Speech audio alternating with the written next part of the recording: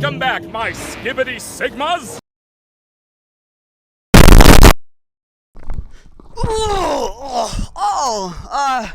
Hello there. I know you. You are not me. It's your boy, the doc, the dude, the Djibouti boo. I am here today, essentially, with a very important message.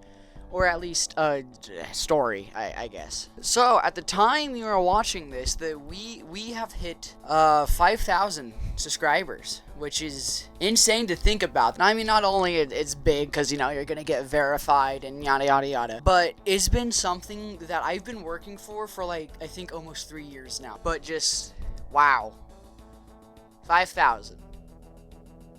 Thank you. And I knew I was gonna make this video eventually. I didn't want to make this video, but in the end, I know that this video I have to do, and it's for the better of everything. This is essentially perhaps one of the craziest series of years in my life. The moment I discovered about the game Rec Room, up until now, just everything in between has been blah, blah, blah. So I am going to talk a little bit about that and just give some clarity on things that I should have given some clarity on before. This is not scripted, I'm just going off the top of my head here. And the get up it was a gift to me. I swear I'm not vain. And that was also a gift too. I swear I'm not a weeb. Yeah, might as well get started. Okay, so let's start it off with a real banger.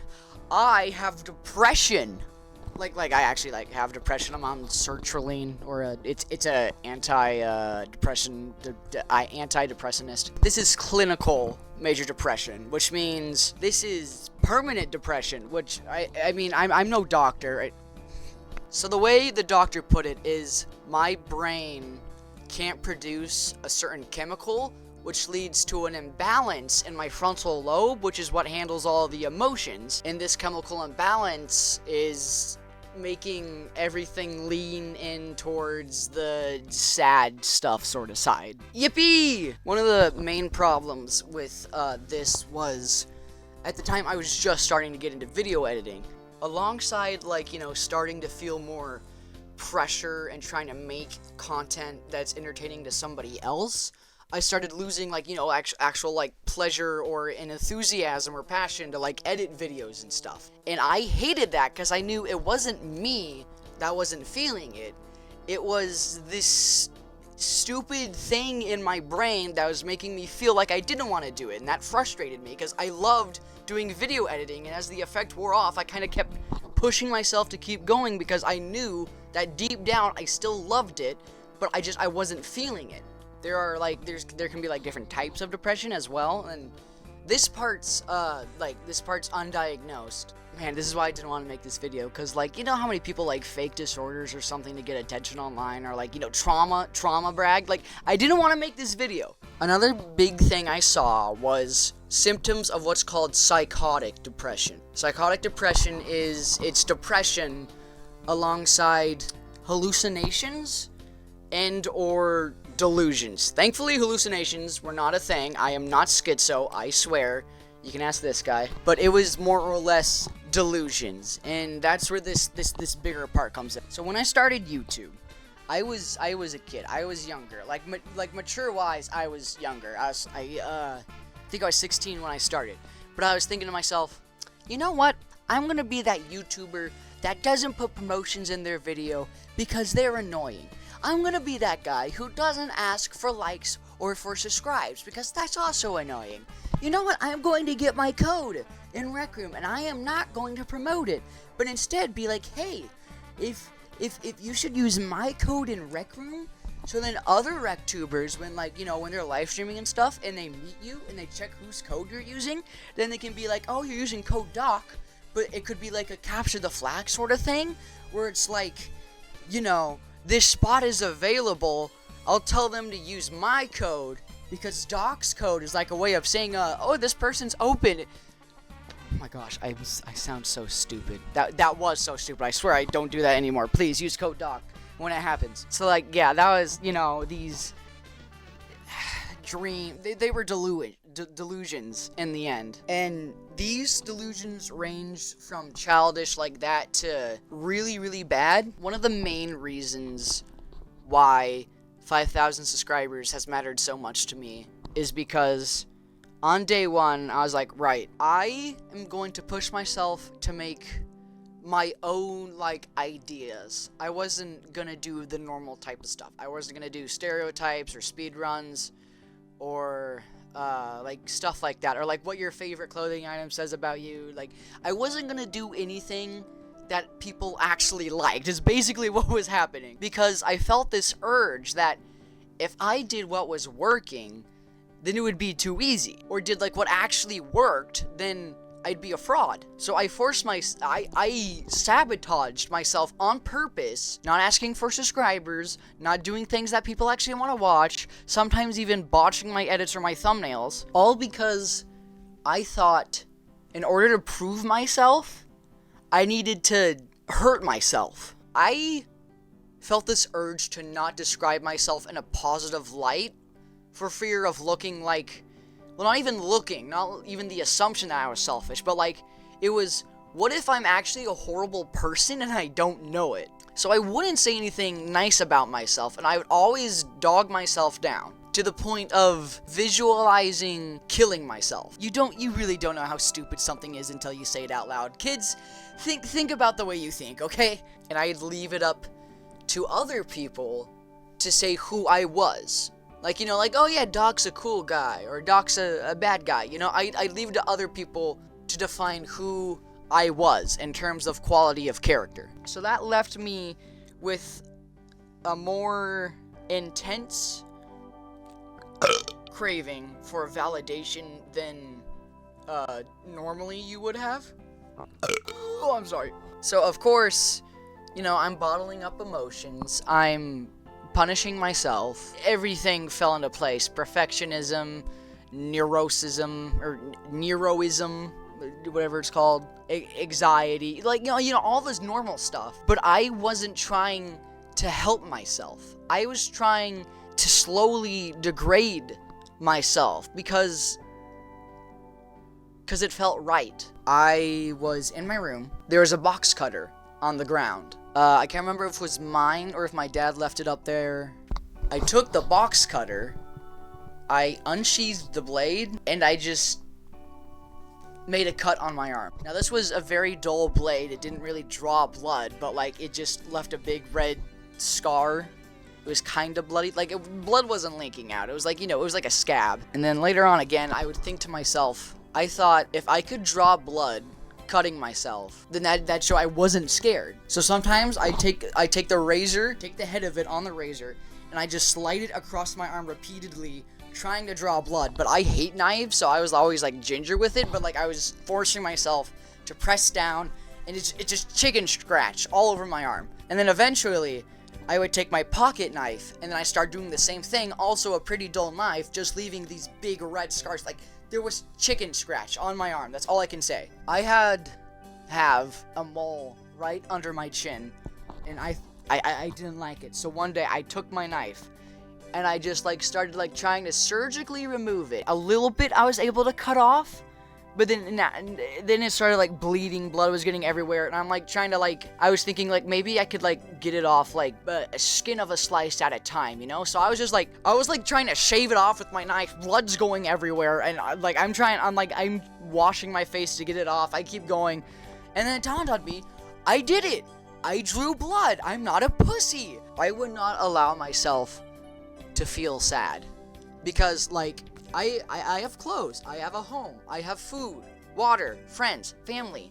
There are people out there who don't have as much as I do. People are in wars, or caught in the middle of wars, or are starving, or are dirty, or are poisoned, or just, I felt like they didn't deserve to be sad, but they had an actual reason to let their emotions go. I tried so hard to become this emotionless island of a man. I was going insane, really. That's the only way I can put it. then one of the things I became fascinated with was Pink Floyd. I always kind of hated it because I'd listen to like the songs my dad would listen to, and I'd be like, that's some weird stuff right there. I don't know how, but I absolutely fell in love with their album, The Wall. It's literally about this rock star who goes to this rise of power. You know, he gets popular and the like. And, you know, he gets through all these problems in his life, and eventually he slowly builds this figurative wall to keep others out and to just, you know, something to be comfortably numb in. No pun intended. And I was doing the kind of the same thing. I was building a wall around myself. I don't think there was a moment when I would start, you know, recovering from this way of thinking. What I can say, something that definitely helped, was this conversation I had with a friend of mine. And I remember she asked me, I don't know what to do about these negative thoughts, because deep down I know that none of these things I think are true, and that they are essentially clouding my thinking, and deep down I know there's some sort of escape. I mean, that's paraphrasing what she said. And I sat there for a good second, just thinking over her words, and then I said, do you listen to Pink Floyd? You see, these negative thoughts are kind of like these bricks in a wall. They're these different ideas that you slowly build up into, first maybe it's like fence high, and that like a fence is already gonna trouble you getting a, like, you know, like it's already gonna cloud your thinking, like with a wall.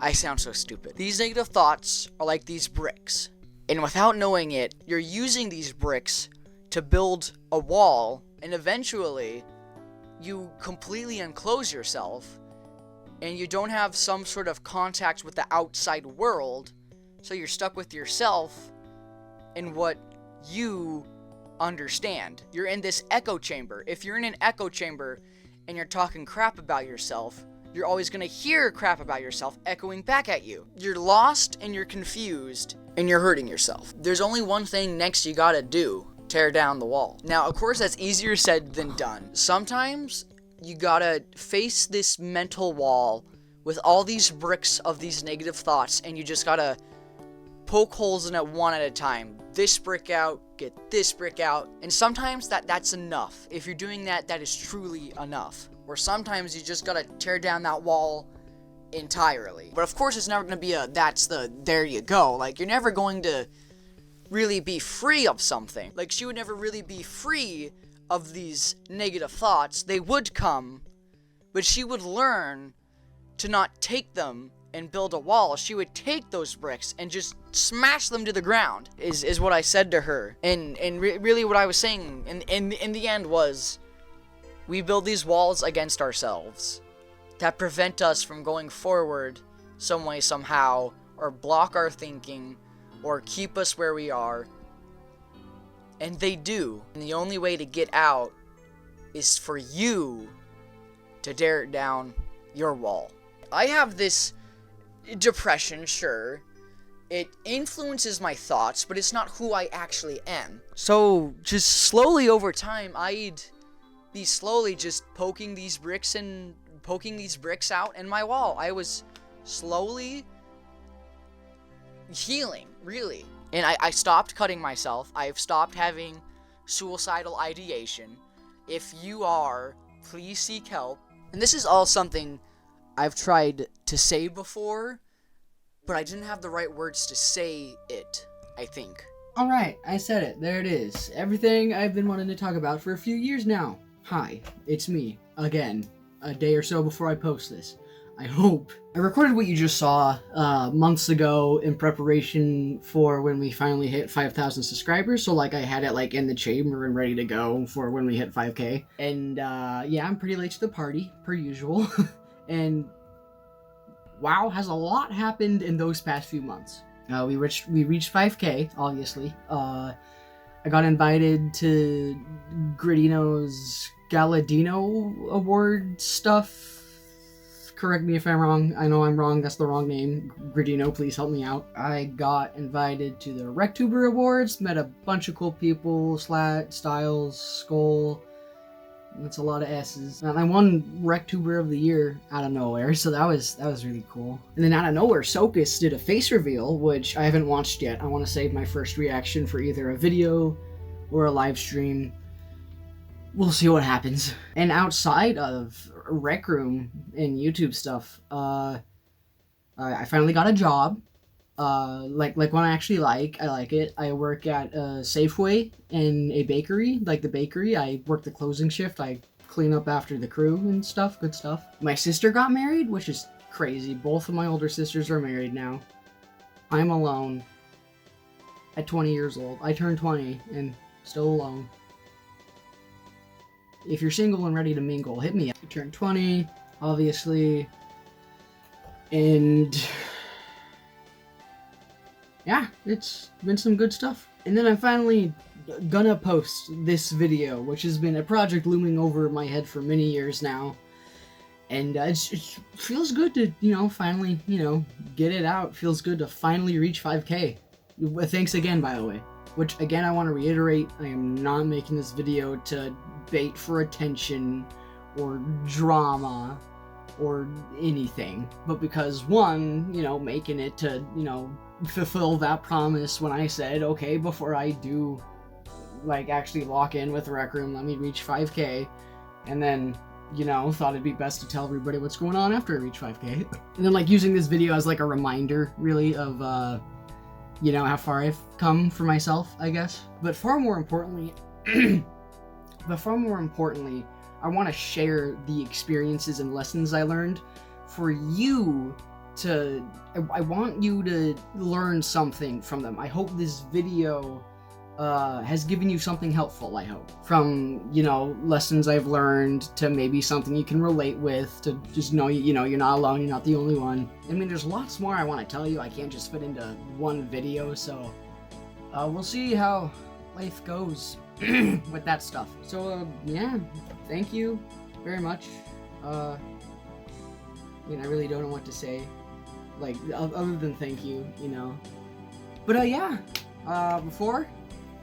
I have messy hair. I need a haircut. Before I wrap this up, just gonna give a quick channel update. No, I'm not quitting YouTube. No, I haven't applied for Rec Room's verified partner video program yet, and I haven't been rejected from them yet. That joke I made in that video is a joke. It didn't actually happen. I'm not racist. I just hate women. Now that I've quote-unquote proved myself to myself, I'm gonna start trying to get a lot more serious with the channel, try and lock in, zero in, start doing bigger, better stuff with it, maybe branch out, maybe. I've been debating either doing that with this channel or making a separate channel, and I'm gonna start building up more confidence to get myself out there, reach out to other Rec Room YouTubers, try and work with them, and start building lasting relationships, friendships, partnerships, and that sort of field of stuff. Which I've hired an editor for a video. I am editing a collab with a really cool girl. Stay tuned for that. I'm sure. Yeah. And time for the sad news. Yes, I'm going to become a sellout. I'm going to start sub-begging for likes and, most importantly, money. Because, I think it's time to grow up and, start trying to build something I love into a business and start applying myself not only into some sort of job, but into something that can be a career, or start actually getting out there and making relationships with people. Not just in a business sort of way, just reach out to more games or even different topics or something. I don't know. We'll see. So just stay tuned, subscribe. Which face reveal at 10K, I will do that as promised. Face reveal at 10,000 subscribers, which is applying to the, becoming a sellout type thing. So with all that yapping being said, thank you for listening to me. I hope you've learned something today. Make sure to like, subscribe, but most of all, please comment. I like to read through the comments and see how everybody's doing. I recognize a lot of you guys from time to time. I'm like, oh my goodness, I love this guy. And I like to see what you guys have been up to. And also, I want to thank you personally and directly. From my first subscriber to my 100th to yada yada yada. Thank you. That investment you made is gonna go a long way. Trust me. But please, just comment. Just say hi or something. I like, I like seeing you guys. But yeah, I think that's everything I wanted to say. And again, thank you. And I'm gonna finish up editing and then go to bed and go to work in the morning. Oh, and then one last thing I want to share with you. But I think I said it better at my impromptu speech during the RecTuber Awards thingy, so I'm just gonna play that to wrap up the video. And yeah, thank you for watching, and yeah. When I first started, I thought I couldn't do any of the actual content people wanted to watch. Like, I forced myself not to do Rec Room stereotypes or what your Rec Room hairstyle or whatever says about you, right? So I did my best to push with the most original ideas I could, and the biggest example of that is the bucket video. That was my biggest idea I've ever pushed so far. Over 3 years is what I want you to learn.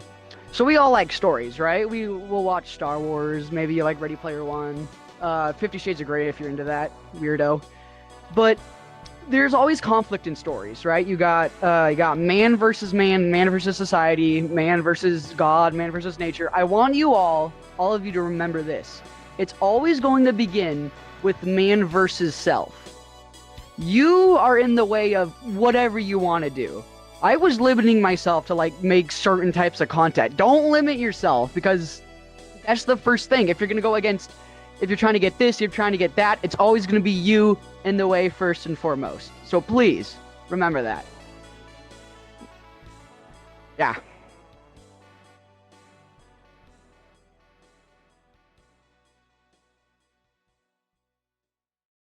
You know what? I'll take this moment. Time for a story time, No, Toaster, kill yourself.